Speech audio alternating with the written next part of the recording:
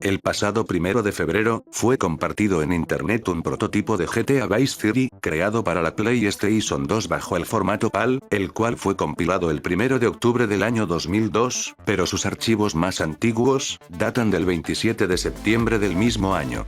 Se distancia de la build final por apenas 5 días, y lo sorprendente es que, pese a estar tan cerca del lanzamiento oficial, todavía tiene una cantidad considerable de diferencias, las cuales se las quiero dar a conocer en este video, por lo que les doy la bienvenida, y espero que lo disfruten.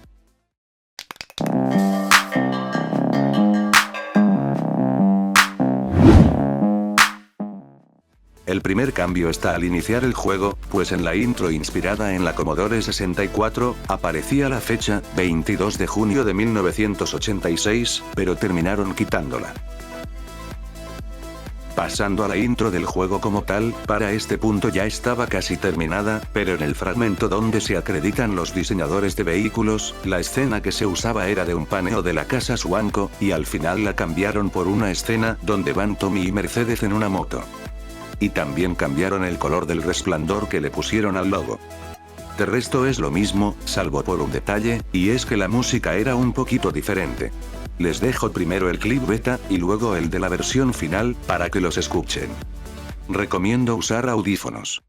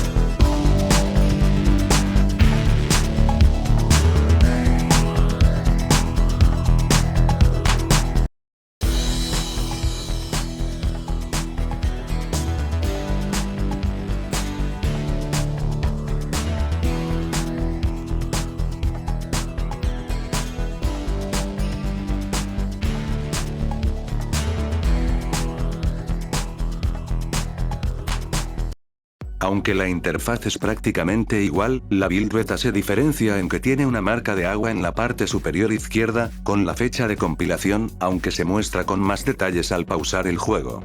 También hay que decir que se cambiaron 4 iconos, que son el de la imprenta, el de los cubanos, el Club Malibu, y el astillero, pues el primero no tenía fondo, mientras que el de los otros 3, pasó de ser blanco a celeste. Algo que hace especial al prototipo, es que cuenta con un menú debug completo, y totalmente funcional. Se le puede habilitar presionando al mismo tiempo los botones L1 y R1, y desplegará varias utilidades que usaron los desarrolladores para depurar el juego. Una de estas, por ejemplo, sirve para ver todas las colisiones, de modo que así probablemente podían comprobar que no quedarán elementos del mapeado que fueran atravesables, cuando no deberían. Hay otras opciones que son demasiado técnicas, o que tampoco se sabe con exactitud qué es lo que hacen, pero no deja de ser interesante poder apreciar por primera vez este tipo de cosas. Entre lo más básico, se puede decir que este menú permite activar o desactivar el HUD, cambiar la hora, o ajustar las coordenadas del jugador para teletransportarlo a otro sitio.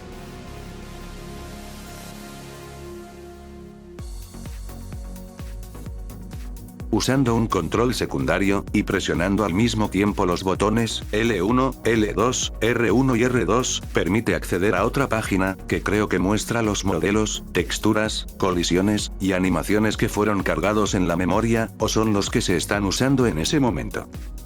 No se los puedo confirmar del todo, así que si alguien gusta corregir en los comentarios, bienvenido sea.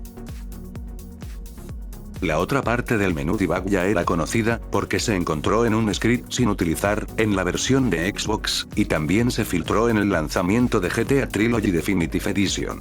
Aún así, aquí se las muestro rápidamente. Usando este mismo control secundario, y pulsando triángulo, se puede activar o desactivar un modo trucos, que sirve para algunas cosas. Por ejemplo, usando el control principal, al repetir 3 veces una misma combinación de botones de la cruceta, puedes activar rápidamente trucos para subir o bajar el nivel de búsqueda, para obtener armas, o también el de salud, dinero y armadura. También puedes cambiar el clima pulsando L1, aunque esta vez, con el segundo control. En sí, la mayoría de acciones de este se ejecutan con el otro mando, y tiene funcionalidades interesantes, como desactivar rápidamente el HUD, pulsando el botón Start, o desactivar el tráfico con el botón Select. Presionando círculo, se habilita un modo en cámara libre, que se usa intuitivamente con los joysticks, y los botones cuadrado y X. Otra cosa que puedes hacer es generar cualquier vehículo, presionando el botón R1. Al presionar por segunda vez, desaparece el último que generaste. Si mantienes presionado X, y luego pulsas R1, puedes buscar en el orden contrario. Y manteniendo pulsado cuadrado, puedes saltarte varios puestos a la vez, para ir más rápido al número identificador específico del vehículo que buscas.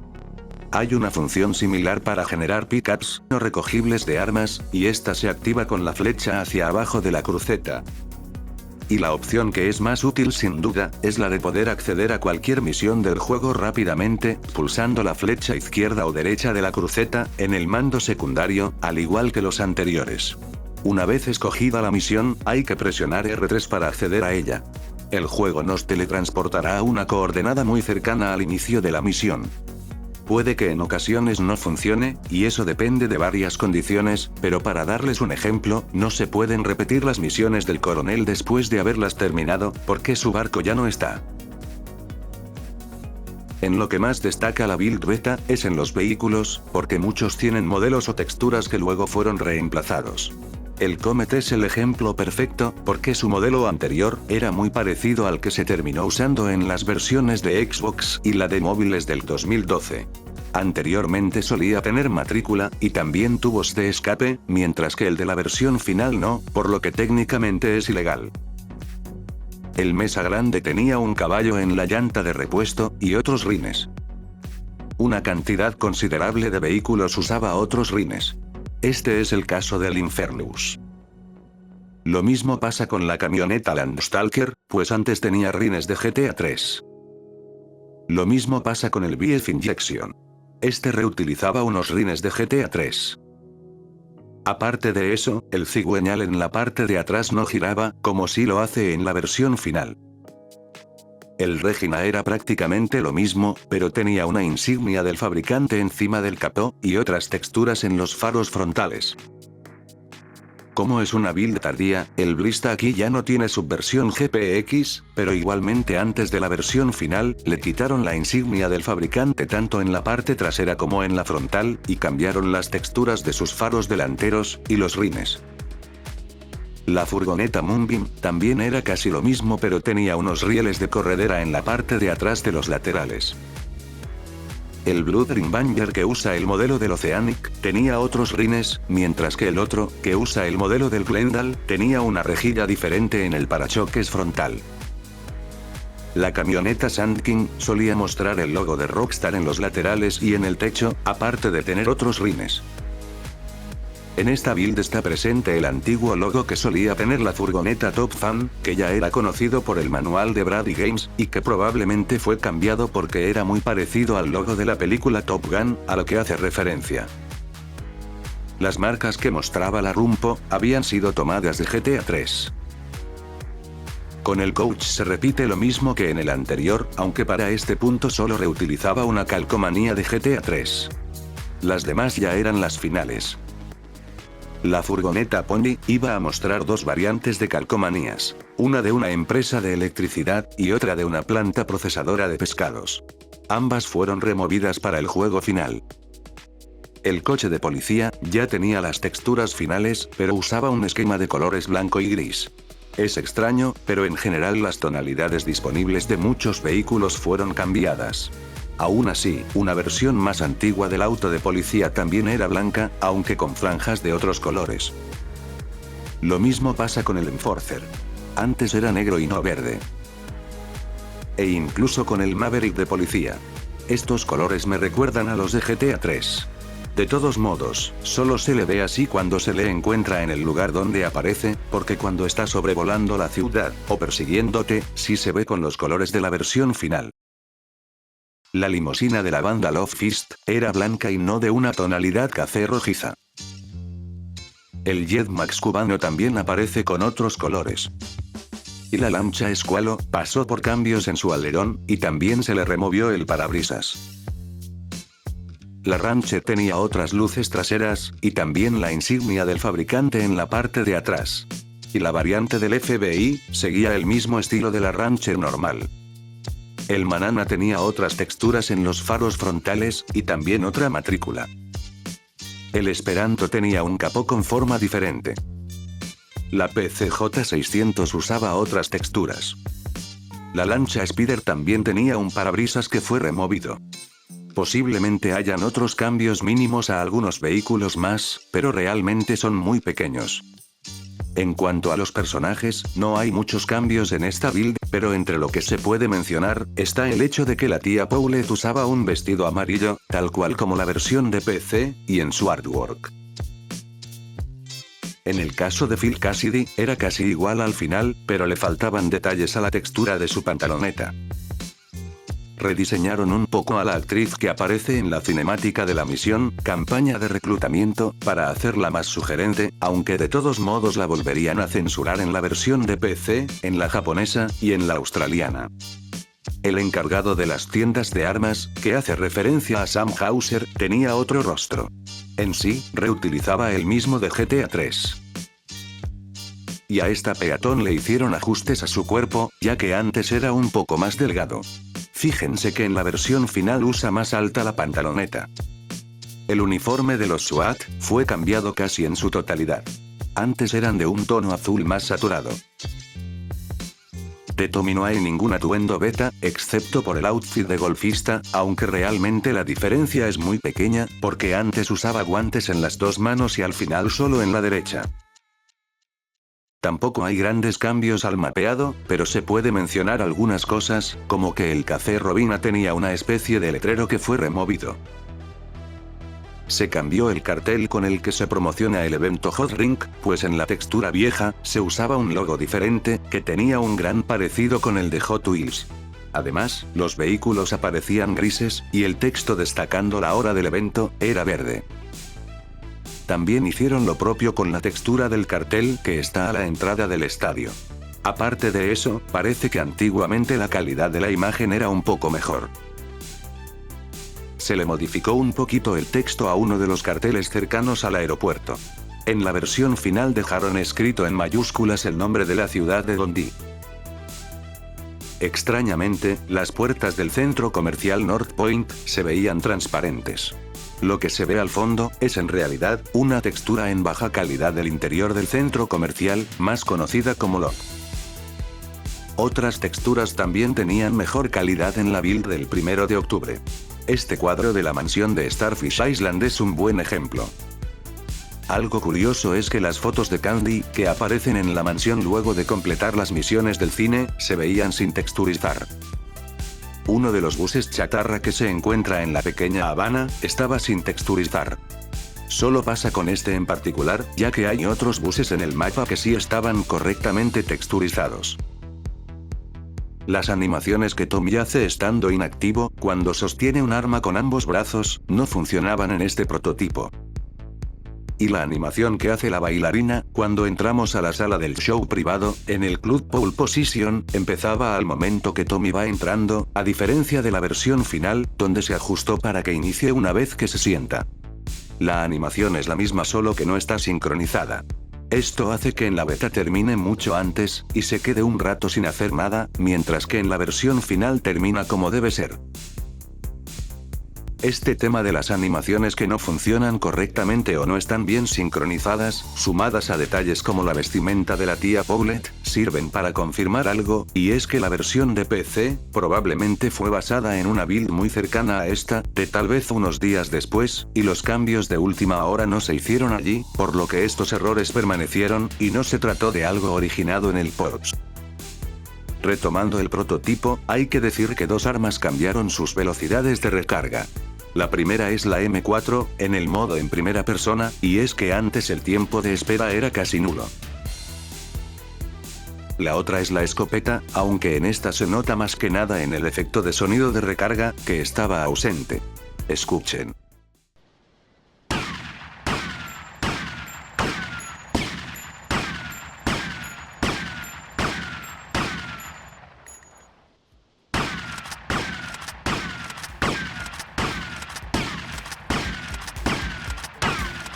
Y para el final he dejado las misiones, ya que en este apartado no hay mucha diferencia, por lo mismo de que es una build tardía. Al inicio de la historia, al momento de hacer el trato, los hermanos Vance llegaban en un Maverick rojo, pero al final lo dejaron de color negro. También se podía ver a Rosenberg entrando al Hotel Harrison, y la posición de Tommy fue cambiada un poco, porque antes quedaba viendo al edificio 1102, al lado de la puerta del carro, y no por detrás de este, viendo hacia la otra calle. La cinemática de la misión, la fiesta, tenía dos ángulos de cámara distintos. De resto es igual. Se removió un zoom que se le hacía a Tommy y a Mercedes. Otra cinemática con ángulos de cámara diferentes era Guerra número 4. Particularmente al subir a la limusina, y cuando Avery le ofrece un trago a Tommy. Por lo demás es igual. La misión, Demoledor, es exactamente igual, pero el detalle está, en que antes se usaba el helicóptero, RC Raider, y no el RC Goblin. Al parecer, la adición del Goblin fue bastante tardía, ya que ni siquiera es posible hacerlo aparecer con el menú debug. Aparte de eso, las hélices todavía usaban el mismo efecto de GTA 3. El siguiente es un detalle relacionado con la traducción, y es que la misión, Extorsión, antes se llamaba Ataque Relámpago, pero en inglés siempre se llamó Shakedown. Resulta gracioso porque en la beta, traducían literalmente los nombres de varios vehículos. Por ejemplo, la Landstalker se llamaba Cazador Terrestre, y el Stallion, Semental. Incluso el Cheetah se llamaba Guepardo, y el Sea Sparrow, Gorrión de Mar. También faltaban algunas cadenas de texto al final de la misión, aunque no sé si en inglés u otros idiomas también.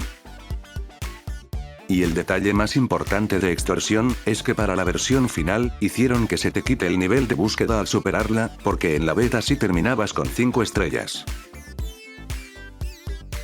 La cinemática de la misión, Descubriendo el pastel, era exactamente igual, pero en la beta la chica con la que estaba Paul, se quedaba congelada al fondo, y esto lo corrigieron para el juego final. Otra escena que tiene varios ángulos de cámara diferentes, es la que se muestra al momento de comprar el negocio de taxis. Se las dejo en cámara rápida porque es larga.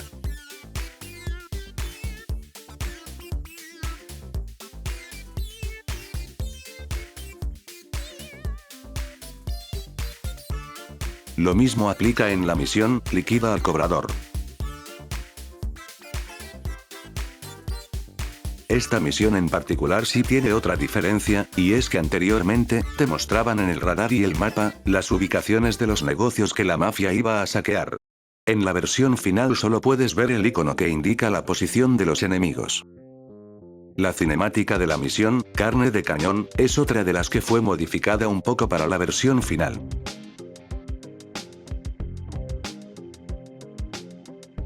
Y por último tenemos la escena de la misión, Vudú Troyano, que al igual que las demás, lo único que cambia son algunos ángulos de cámara.